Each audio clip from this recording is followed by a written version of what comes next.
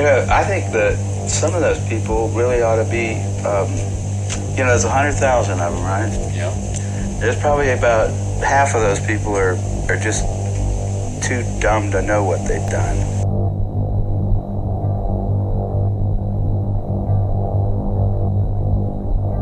The other half of them have just been too dishonest. They have not the heart or the reason or the testicles to say, you know what, we screwed up really bad.